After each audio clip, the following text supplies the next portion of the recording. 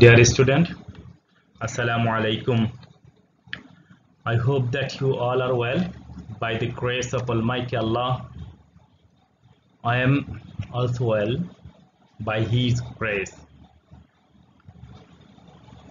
I am Mohammad Moniruzzaman Monir, Assistant Professor, Department of English, Norshindi Government College, Norshindi. Dear students, this is my second lecture on narration. In the first lecture, you all have learned the basic concept of narration. You have also come to know the rules of changing direct speech of assertive sentence to indirect speech. Today, this is second lecture on narration. And in this lecture,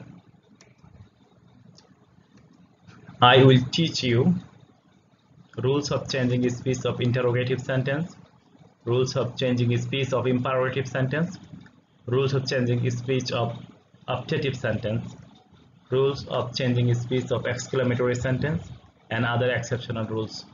I will try to teach you. Dear student, before starting to teach you the rules of interrogative sentence, I want to recapitulate the previous class. In the previous class, you have learned what is narration, types of narration, basic rules of changing narration, rules of changing narration of assertive sentence, number, person, and tense also. And now just you will reminisce the things you have learned with me. I will help you to remember what is narration. Narration is the act of reporting the words of the speaker. Narration is the act of reporting the words of the speaker. Dear students, please look at the example. Lina said to me, I am ill, so I cannot join with you. Here, I am ill does not indicate my illness. Rather, it is a report of illness of Lina.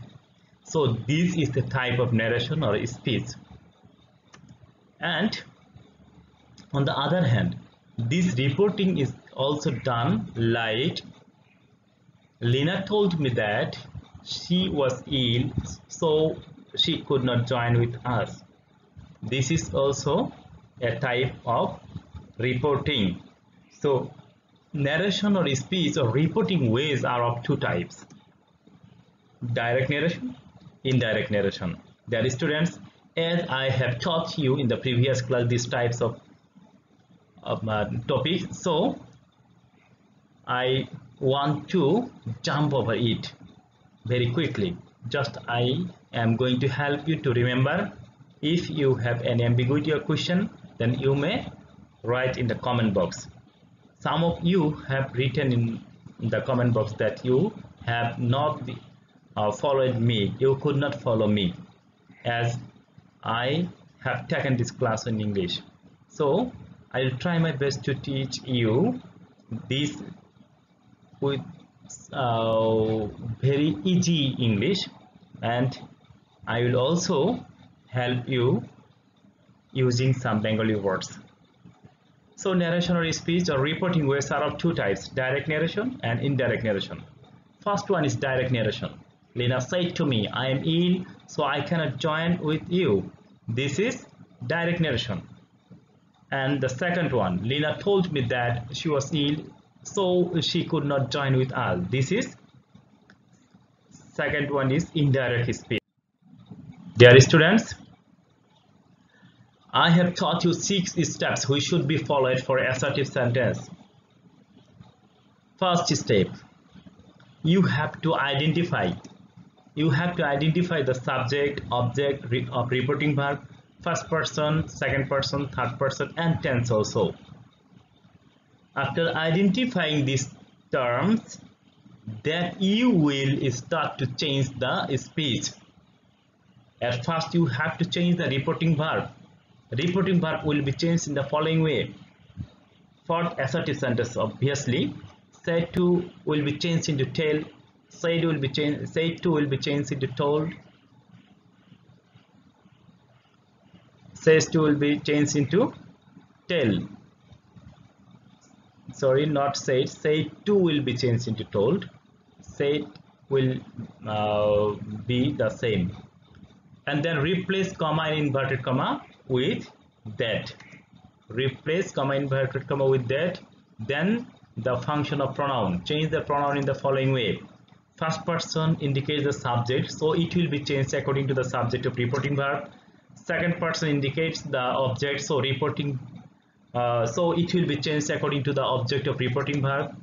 And then third person will remain unchanged. If you want to remember it in an easy way, then you have to remember the acronym SON. S means subject, that means first person will be changed according to subject, and O means object, that means second person will be changed according to the object, and third person will remain no change. So N. So SON indicates subject, object, and no change. This will be very much helpful to remember this term. Again, please locate. At first you have to identify subject, object of reporting verb, first person, second person, third person, and tense also. In the second steps, you will start to change the space. For this, you have to change reporting verb in the following way. Say to will be changed into tell, say to will be changed into told, says to will be changed to tells. Replace the comma and inverted comma with that. Change the pronoun in the following way. First person will be changed into according to the subject, second person will be changed according to object, and person will remain unchanged. And then you have to change the tense. Please remember, if the reporting verb is in the past tense and the reported speech is not the universal truth or habit, then the reported speech will be changed in the following way. At first, the reporting verb must be in the past tense and the reported speech will not be the universal truth. Then the change of tense or the question of changing tense will be arisen. Present indefinite tense will be converted to past indefinite tense. Present continuous tense will be converted to past continuous tense. Present perfect tense will be converted to past perfect tense. Present perfect continuous tense will be converted to past perfect continuous tense. Past indefinite tense will be converted to past perfect tense. Past continuous tense will be converted to past perfect continuous tense. Past perfect and past perfect continuous tense will remain unchanged. Shall, will, can, may, must will be converted to should, would, could, might, and had to. Dear student, this is the rules of changing tense and the 6 steps. And then you have to update time and place of reporting verb or direct speech, because in the direct speech the time and place denotes the nearness, so they will be changed into such words which will denote the far. But the time and place expression will be changed in the following way. This will be changed into that, these will be changed into those, here will be changed into there, today will be changed into that day, tonight will be changed into that night, yesterday will be changed into the previous day, ago will be changed into before, come will be changed into go, thus will be changed into so, now will be changed into then. And this is the 6 steps to change direct speech of assertive sentence to indirect speech. Dear student, now the question of changing the interrogative sentence. Dear students, to change the narration of interrogative sentence, you have to remember the before said 6 steps also. First, you have to identify the subject, object, reporting verb, tense, number, person, etc. And then you will start you changing speech. At first, you have to change the reporting verb. Reporting verb will be changed in the following way. In the assertive sentence, you change reporting verb say to into tell. Now you will change say to into ask, inquire, want to know, said, said to will be changed into asked, inquired, wanted to know. Comma and inverted comma will be replaced with if or whether. But if the reported speech starts with WH words, then WH words will be first. So if or whether will not be used. Dear students, তোমরা assertive sentence say to, says to এর পরিবর্তে tell ব্যবহার করেছো। এখানে ঠিক এই changing reporting verb এবং comma inverted comma পরিবর্তে ব্যবহৃত শব্দ দুইটি টার্ম চেঞ্জ হয়ে যাবে। রিপোর্টিং ভার্ব পরিবর্তন করে তোমাকে asked, inquire, wanted to ব্যবহার করতে হবে, আর কমা ইনভার্টেড কমার পরিবর্তে if বা whether ব্যবহার করতে হবে। কিন্তু রিপোর্টেড স্পিচ যদি WH ওয়ার্ড দ্বারা শুরু হয় তাহলে if বা whether প্রয়োজন নেই, ওই WH ওয়ার্ডটাই রিপোর্টেড কমা ইনভার্টেড কমার পরিবর্তে কনজাংশন হিসেবে ব্যবহৃত হয়ে যাবে। আর প্রনাউনের পরিবর্তন আগের মতোই থাকবে এবং অন্যান্য জিনিসগুলো ঠিক এই ৬টা স্টেপের সবকিছুই আগের মতো থাকবে। তো শুধুমাত্র পরিবর্তন হলো রিপোর্টিং ভার্বের পরিবর্তনের জায়গায় তুমি আস্ক, ইনকোয়ার, ওয়ান্ট টু ব্যবহার করবা, আর কমা ইনভার্টেড কমা পরিবর্তে ব্যবহার করবা ইফ বা ওয়েদার। কিন্তু যদি WH ওয়ার্ড দ্বারা রিপোর্টেড স্পিচটা শুরু হয় তাহলে তোমার ইফ বা ওয়েদার ব্যবহার করার কোনো প্রয়োজন নাই। তোমরা একটু লক্ষ্য করো, একটা উদাহরণ দিচ্ছি আমি।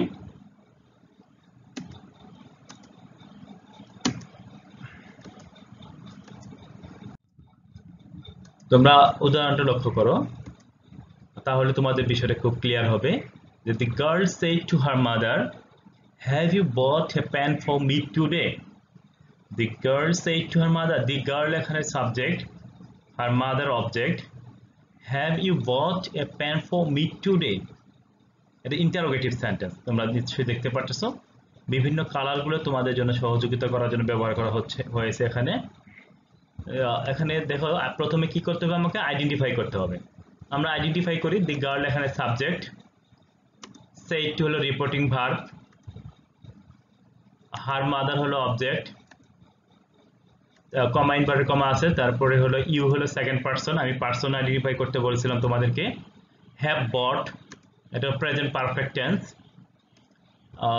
মি হলো তোমার ফার্স্ট পারসন, টুডে হলো টাইম ইন্ডিকেটর, নিয়ারনেস বোঝাবে, যেটা তোমাকে দূরবর্তী বোঝাতে হবে।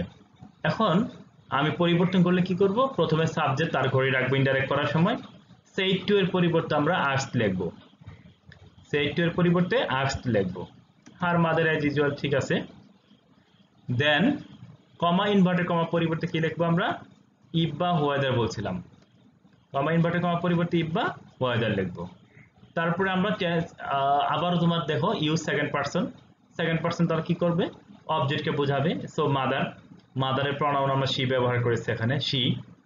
আর have bought present perfect tense আছিল, আমরা সেটাকে পাস্ট পারফেক্ট টেন্স করেছি, হ্যাড বট এ পেন। আবার দেখো মি আসছিল, me first person, first person কাকে, সাবজেক্টকে নির্দেশ করে, দি গার্ল, সো গার্লের প্রনাউন আমরা হার ব্যবহার করছি এবং সেখানে জি লিখে দিয়েছি একটা বোঝানোর জন্য।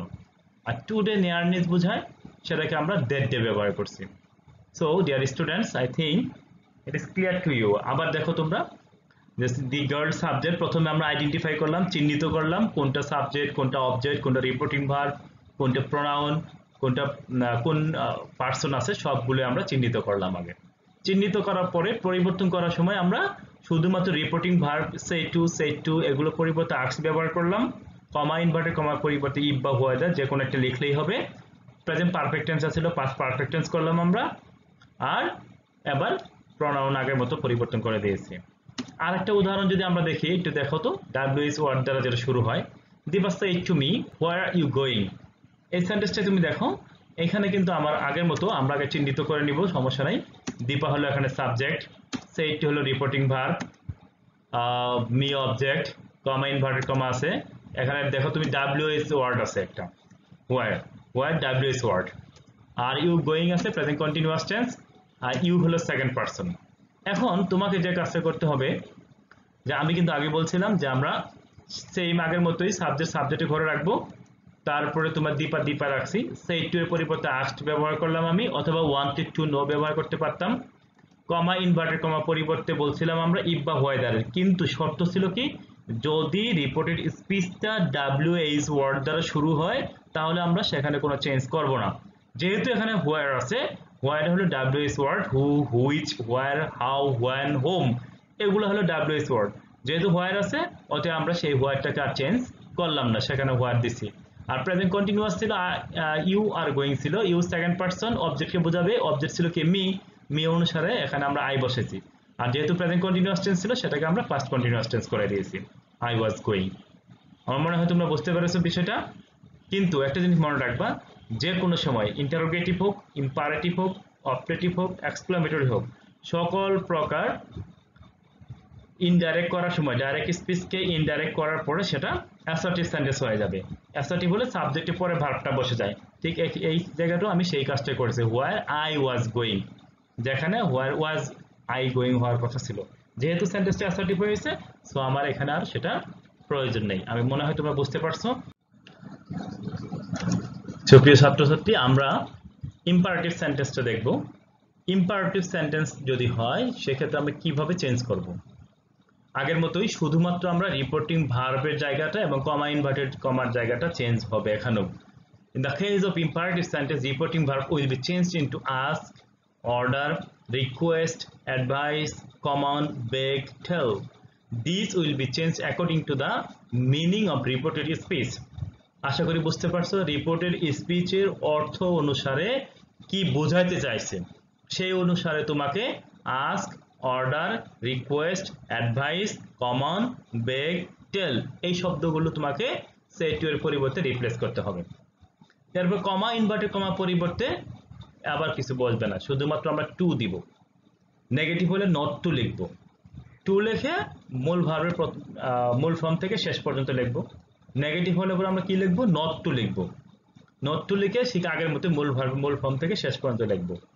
কিন্তু অনেক সময় নেগেটিভ যদি হয়, আমরা নট টু না লিখে টু লিখেও করতে পারবো। সেক্ষেত্রে রিপোর্টিং ভার্বটাকে চেঞ্জ করতে হবে প্রোহিবিট অথবা ফরবিট দ্বারা। ফরবিট মানে নিষেধ করা, প্রোহিবিট মানে নিষেধ করা। এরকম নেগেটিভ একটা ওয়ার্ড ব্যবহার করলে আমি নট টু না লিখেও পারবো। আমরা একটু উদাহরণ দেখলে এই বিষয়গুলো খুব ক্লিয়ার হবে। আর বাকি যে 6টা স্টেপের যে বাকি 4টা স্টেপ বলছি, সেগুলো আগের মতোই ঠিক থাকবে। আমরা একটু উদাহরণ দেখি, তোমরা দেখো। Shafiq said to me, please lend me some money. তোমরা বুঝতে পারতেছো এই সেন্টেন্সটা একটা প্লিজ ল্যান্ড মি সাম মানি, এটি ইম্পারেটিভ সেন্টেন্স, অনুরোধ করা বুঝাইছে প্লিজ থাকার কারণে। এখন দেখো আমরা আগের মতো আইডেন্টিফাই করব আগে। শফিক সাবজেক্ট, সেড হলো রিপোর্টিং ভার্ব, মি হলো অবজেক্ট, প্লিজ একটা রিকোয়েস্ট বোঝানোর জন্য, ইম্পারেটিভ যে সেন্টেন্স এটা রিকোয়েস্ট বোঝানোর জন্য ব্যবহার করা হয়েছে, মি হলো ফার্স্ট পারসন। এখন আমি এটাকে চেঞ্জ করব। কিভাবে চেঞ্জ করব, সাবজেক্টের ঘরে সাবজেক্ট লাগবে শফিক। আর যেহেতু আমি আগেই বলছি যে রিপোর্টিং ভার্বটা পরিবর্তন হবে রিপোর্টেড স্পিচের অর্থ অনুসারে। রিপোর্টেড স্পিচের এখানে অনুরোধ করা বোঝাইছে বলেই আমরা সেড টু এর পরিবর্তে আমরা রিকোয়েস্ট লিখলাম। Shafiq requested me to comma inverted comma পরিবর্তে আমরা কি লিখছি দেখো, টু লিখছি। আগে বলছিলাম কমা ইনভার্টেড কমা টু লিখবো, টু লেখা পরে কি মূল ভার্বের মূল ফর্ম। সো এখানে ল্যান্ড ছিল, ল্যান্ডকে আমরা ঠিক রাখছি ল্যান্ড। মি যেহেতু ফার্স্ট ফর্ম ছিল, মি ফার্স্ট পারসন, সেটা শফিককে নির্দেশ করছিল, শফিকের প্রণাম আমরা হিম দিয়েছি। সো এখন সেন্টেন্সটা কি দাঁড়ালো, Shafiq requested me to lend him some money. সেন্টেন্সটা অ্যাসার্টিভ হয়ে গেল এবং একই সাথে আমার যা যা শর্ত ছিল সব পূরণ হয়ে গেছে। এখন আমরা দ্বিতীয় সেন্টেন্সটা দেখি, he said to me don't go there. This is negative sentence. This is negative sentence. You may change comma and inverted comma with not to. দেখো please, he said to me, he subject identifying আবারও, said to হলো reporting verb, me হলো object, don't হলো negative প্রকাশ করার মতো একটা word, আর আমরা কমা inverted কমা তো আছেই। এখন আমরা অ্যান্সার কিভাবে লিখবো? এখানে রিকোয়েস্ট বোঝা নাই, অর্ডার করতে পারো তুমি, না হলে পরে এমনি শুধু বলা, স্বাভাবিকভাবে কিছু বলা বোঝাতেও পারে। সো তুমি এখানে টোল্ড, অর্ডার, আস্ক যে কোনো একটা দিলেই পারো। হি টোল্ড মি অথবা asked me, he ordered me not to go there. আমি আগে বলছিলাম নেগেটিভ সেন্টেন্স হলে পরে কমা ইনভার্টেড কমার পরিবর্তে আমরা কি লিখবো? নট লিখবো। সো কি লিখবো? নট টু গো দেয়ার। আবার আরেকটা শর্ত দিয়েছিলাম আমি, যে যদি সেন্টেন্সটার মধ্যে নট না লিখতে চাও কমা ইনভার্টেড কমার পরিবর্তে, সেক্ষেত্রে তোমার কি করতে হবে? ফরবিড অথবা প্রোহিবিট লিখতে হবে। আমরা ঠিক এই কাজটাও করতে পারি, যে হি ফরবেড অথবা prohibited me to go there, to go there. Students, I think it is clear to you. এখন অনেক সময় দেখবে ইম্পারেটিভ সেন্টেন্সে লেট আস দ্বারা শুরু হবে। সেন্টেন্স যদি লেট আস দ্বারা শুরু হয়, অর্থাৎ বিগিনিং উইথ লেট আস, সেক্ষেত্রে আমরা কি করব? If the reported speech begins with let us, the reporting verb say but not say to will be changed into propose। অর্থাৎ এতক্ষণ আমরা say to এর পরিবর্তে চেঞ্জ করতাম, কিন্তু এই জায়গাটা আমরা say to না, শুধু say বা said এর পরিবর্তে propose লিখব। এরপরে কমা এবং ইনভার্টেড কমা পরিবর্তে টু লিখেছিলাম, কিন্তু এখন আমরা আগের জায়গায় ফিরে যাব, অ্যাসার্টিভের মতো। এবার দ্যাট লিখব, টু না লিখে কি লিখব? দ্যাট লিখব। তারপরে সাবজেক্ট লিখতে হবে, দ্যাট লিখলেই। সাবজেক্ট লিখে শুড লিখব, আমরা সাবজেক্ট লিখে শুড লিখব। তারপরে বাকিগুলো আমরা আগের মতো করে নেব। দেখি আমরা চেষ্টা করি কি রকম হয়। Dipa said to her friends, let us have a picnic on Sunday। এই জায়গাটা দেখো, আমি বলছিলাম begins with let us, reported speech এখানে let us have a picnic on Sunday, এখানে শুরু হয়েছে কি দিয়ে? let us দ্বারা। শুরুটা কি দ্বারা? let us দ্বারা। তুমি দেখো তাহলে আমরা কিন্তু বলছি said এর পরিবর্তে propose, said to না কিন্তু এবার। তাহলে আমরা দীপা প্রপোজড, টু তাহলে আগের জায়গায় ঠিক রাখলাম, প্রপোজড হার ফ্রেন্ড, কমা ইনভার্টেড কমা পরিবর্তে বলছিলাম দ্যাট লিখতে, সো দ্যাট লিখলাম।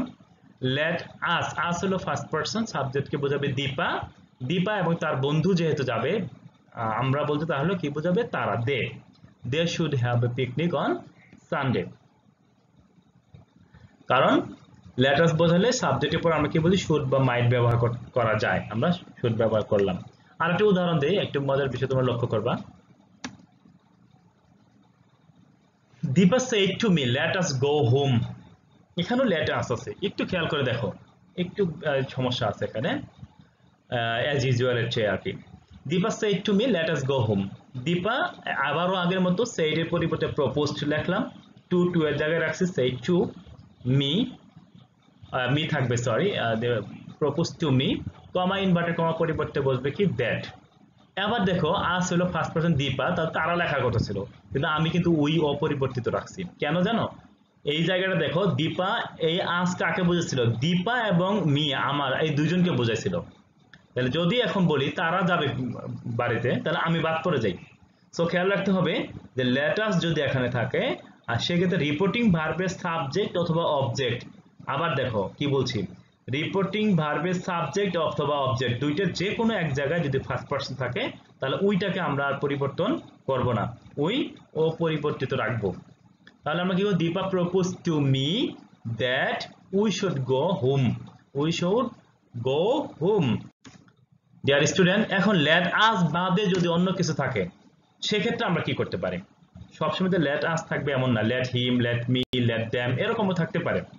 সেই জায়গাগুলোতে আমরা রিপোর্টিং ভার্বটাকে চেঞ্জ করব আস্ক, অর্ডার, টেল, কমান্ড এগুলো দ্বারা। That means reporting verb will be change according into ask, order, tell and command.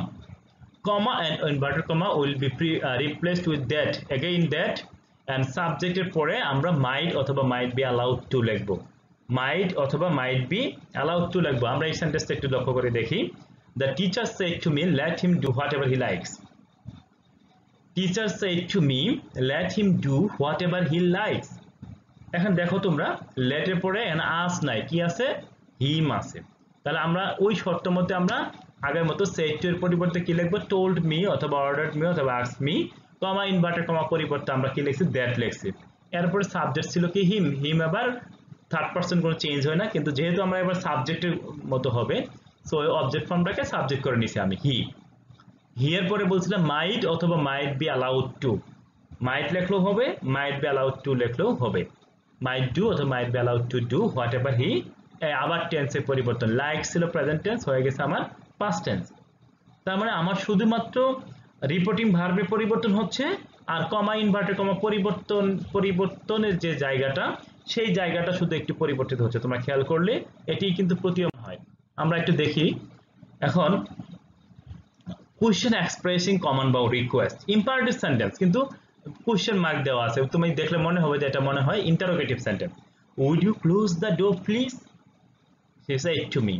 দেখো তুমি এটা কিন্তু রিকোয়েস্ট করতো, আপনি কি দরজাটা একটু বন্ধ করবেন। তাহলে প্রশ্নবোধক চিহ্ন, কিন্তু বিষয়টা হলো কি আমার ইম্পারেটিভ। সো এইখানে যে সেন্সটা বোঝালো, মিনিংটা, সেটাই আমি করব। She requested me two close the door. Again দেখো, শি এর পরিবর্তে শি লিখলাম আমি, সেড টু এর পরিবর্তে যেহেতু প্লিজ আসছিল, রিকোয়েস্টেড লিখলাম আমি, মি লিখছি, তারপর টু থেকে verb to close the door. আর রিকোয়েস্ট লেখার কারণে আর প্লিজ এর আমার প্রয়োজন পড়তেছে না। Dear students, I think it is clear to all you. He said, would you shut the door? Request না, কমান্ড না, কিছু বোঝা যাচ্ছে না। তাহলে আমি এখানে না বোঝা গেলে asked me to shut the door. He asked me to shut the door. বোঝা যাচ্ছে না, আমি এখানে এটুকু দিয়ে দিলাম। তবে আবারও তোমাকে আমি বিশেষ দ্রষ্টব্য লিখেছি, নোট হবে নি। In all cases, sentence will be assertive. Whether it will be imperative, whether it will be interrogative, optative and exclamatory also, you have to keep it in the assertive sentence. Okay, dear students, আমরা এখন দেখব optative sentence। আমি মনে একটু জোরে যাচ্ছি, problem হলে আমরা রিক্যাপিচুলেট করব পরে একটা ক্লাসে। optative sentence, optative sentence-এ আমরা কি লিখব? আমরা আগের মতো say to এর পরিবর্তন হবে, say to এর পরিবর্তে আমরা কি লিখব? কার্স, যদি অভিশাপ দেওয়া বোঝায়, প্রার্থনা করা বোঝালে প্রে বসাবে, ব্লেজ বসাতে পারো, উইশ বসাতে পারো, according to the meaning of reported speech. এবং comma inverted comma will be replaced with that, again that. শুধুমাত্র তোমার চেঞ্জ হলো কোন জায়গায়? ইন্টারোগেটিভ সেন্টেন্সে, সরি ইম্পারেটিভ সেন্টেন্সে এন্ড ইন্টারোগেটিভ সেন্টেন্সে। কিন্তু এইগুলোতে কিন্তু ইম্পারেটিভের লেট থাকলো দ্যাট বসে, আবার অপটেটিভের এক্সক্লেমেটরি অ্যাসার্টিভও দ্যাট বসতেছে নাকি। আমরা দেখি একটু, তাহলে reported subject, the again sentence will be assertive। হ্যাঁ, তো রিপোর্টেড স্পিচের মধ্যে তোমার followed by the might, অর্থাৎ ভার্ব সাবজেক্টে পরে might বলবে। father said may Allah bless you। দেখো এখানে may Allah bless you আশীর্বাদ করা বোঝাইছে।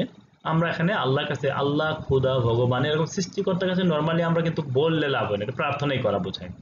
আমরা করজোড়ে প্রার্থনা করি, মিনতি করি। সো এই জায়গাগুলো আল্লাহ, খোদা, ভগবান, ঈশ্বর, সৃষ্টিকর্তা, যেহোভা, এগুলো নাম থাকলে তোমরা কি লিখবো? প্রে করে নিবা। The father prayed that Allah might bless me। Allah subject, এরপরে আমি কি লিখেছি? might, Allah might bless me। They said long live our president, wish করা বোঝাইছে, প্রেসিডেন্টকে উইশ করেছে দীর্ঘজীবী হোক। তাহলে এখানে they wished that our president মানে কি? their president। এখানে আমি যদি বাংলাদেশের পার্সপেক্টিভ হয় আমার লেখলেও সমস্যা নেই। their president might live long, their president might live long। সুপ্রিয় শিক্ষার্থীরা, আমি মনে করি আরেকটু উদাহরণ দিই, দুই তিনটা, একটা দুইটা। গুড মর্নিং যদি থাকে রিপোর্টিং ভার্ব, তার কি বল? Good morning. গুড মর্নিং অবশ্যই উইশ করা বোঝায়, আর good bye, good night, farewell এগুলা বিদায় বোঝায়। তো গুড মর্নিং বোঝালে উইশ লিখবো, আর গুড বাই, বাই, ফেয়ারওয়েল থাকলে আমরা বিড বা ব্যাড লিখবো, পাস্ট টেন্সে ব্যাড লিখবো। হ্যাঁ, এবং সেন্টেন্সটা কি হবে? এবার দেখো একটু একটু ব্যতিক্রম। Asif said good morning my friends. এখানে কি করলো? আসিফ তার বন্ধুদেরকে গুড মর্নিং বলে উইশ করলো। আমরা ঠিক এই কথাটা এইভাবে লিখবো, সেন্সটা কি? Asif wished his friends good morning.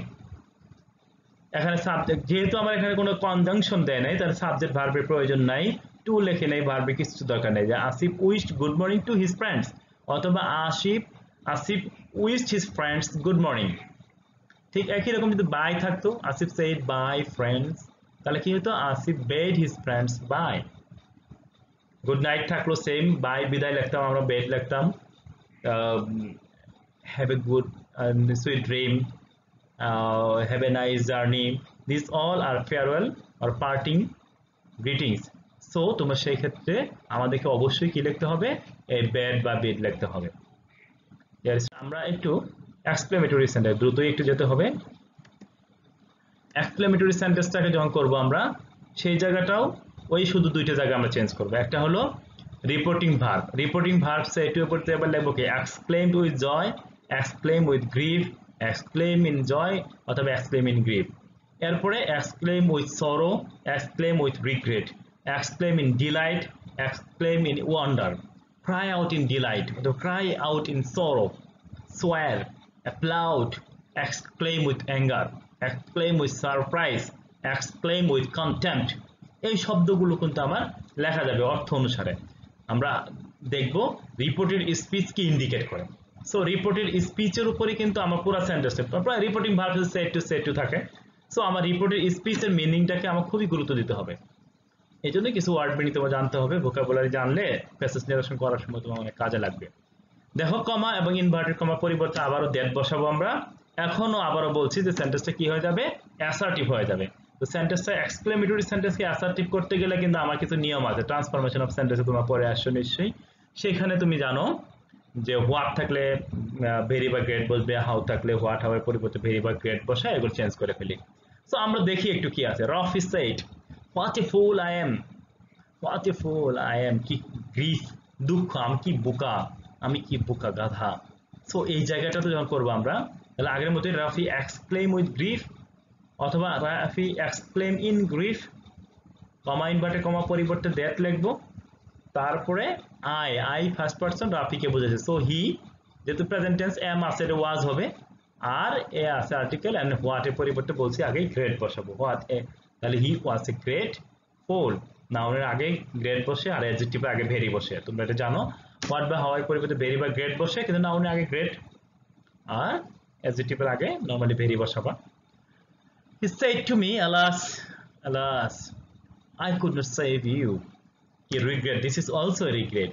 He cried out in grief, say grieve করে বলতেছিল যে he could not save me। I আসছিল, আবার দেখো আইটা আমি হি লিখলাম, হি could not save you আসছিল সেকেন্ড পারসন এবং আমার অবজেক্টকে মি বসেছি, could not save me। আমার মনে হয় যে আমরা অনেকগুলো দেখলাম। আমরা আবার যদি একটু প্রথম থেকে শেষ পর্যন্ত চিন্তা করি যে কি কি পড়ছি আমরা পড়ছি ন্যারেশন কি। ন্যারেশন হলো অ্যাক্ট অফ রিপোর্টিং। ন্যারেশন কয় প্রকার, ডাইরেক্ট ন্যারেশন বা direct speech, indirect speech. Direct থেকে ইনডাইরেক্ট করার সময় আমরা 6টা ধাপ মনে রাখতে বলছি। প্রথম ধাপটা হলো subject, object, number, person, tense, এগুলোকে চিহ্নিত করব রিপোর্টিং ভার্বের এবং রিপোর্টের স্পিচের। এরপরে আমরা আসবো কি, চিহ্নিত করার পর চেঞ্জ করব। প্রথমে রিপোর্টিং ভার্ব চেঞ্জ করব নিয়ম যেভাবে দিছি, তারপরে আমরা প্রোনাউন চেঞ্জ করব। কমা ইনভার্টেড কমা পরিবর্তে কখনো দ্যাট বসাইলাম, কখনো টু বসাইলাম, এইভাবে আমরা দ্যাট টু বসায় চেঞ্জ করে ফেলবো। অথবা ইফ বা হোয়েদার বসাইছি, ডাব্লিউএস ওয়ার্ড বসাইলাম, এইভাবে চেঞ্জ করব। তারপর নিকটবর্তী সময় থাকলে পরে বা স্থান থাকলে সেগুলোকে আমরা দূরবর্তীতে স্থানান্তর করব। টেন্সটাকে আমরা পরিবর্তন করে নিব according to the correspondence of tense, আমরা যেভাবে নিয়ম পড়লাম। আমার মনে হয় তোমাদের জন্য এটুকু যথেষ্ট। Thanks for watching, and if any question arise, then you will again write in the comment box, and in the next class we will be again with narration, but it must be of passage narration. Stay home, stay safe, ভালো থেকো, নিরাপদে থেকো, বাসায় থেকো। ধন্যবাদ সবাইকে।